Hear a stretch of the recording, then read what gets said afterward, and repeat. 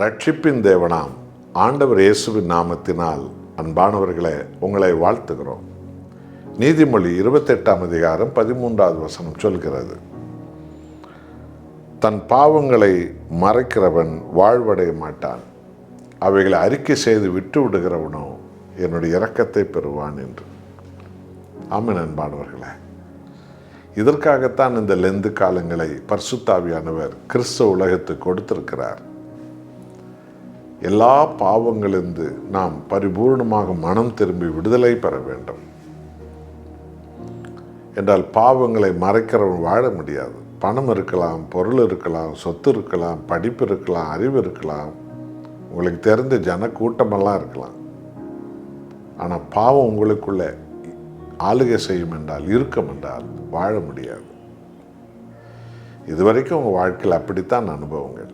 உலகில் எல்லார் வாழ்வில் அந்த அனுபவங்கள். எவ்வளோ பெரிய ஆட்கள் பாவத்தினால் வாழவே மாட்டாங்க. ஆனால் அவைகளை அறிக்கை செய்து விட்டு விடுகிறவன் இனி இந்த பாவத்தை செய்ய மாட்டேன். இதுதான் இந்த லெந்து காலத்தினுடைய அழைப்பு. பாவிகளை மீட்க கிறிஸ்து இயேசு இந்த உலகத்துக்கு வந்தார். என் அன்பானவர்களே, பாவங்களை அறிக்கை செய்து விட்டு விடுவது என்றால், பாவமறியாத ஆண்டவர் இயேசு பாவிகளுக்காக சிலுவையில் பாவமானார். நம்முடைய பாவம்தான் இயேசுவை சிலுவையில் அடித்தது, துப்பியது, வித்தது, தள்ளியது, உதைத்தது, சிலுவையில் கொன்றது. அந்த பாவங்களை இனி நான் செய்ய மாட்டேன், என்னை மன்னியும் ஆண்டவரே என்று அறிக்கை செய்து விட்டு விடுவது. அவருடைய மன்னிப்பை பெறுவோம், இரக்கத்தை பெறுவோம், ரட்சிப்பை பெறுவோம், சுகத்தை பெறுவோம், ஆசீர்வாதத்தை பெறுவோம், அபிஷேகத்தை பெறுவோம், பரலோகத்தினுடைய சகல அற்புதங்களையும் நாம் பெறுவோம். ஒப்பு கொடுப்போமா?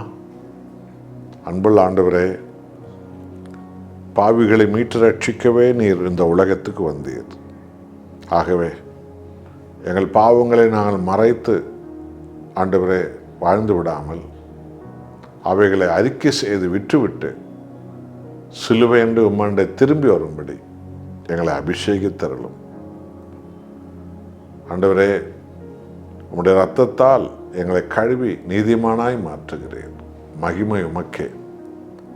இயேசு நாமத்தில் பிதாவே, ஆமென்.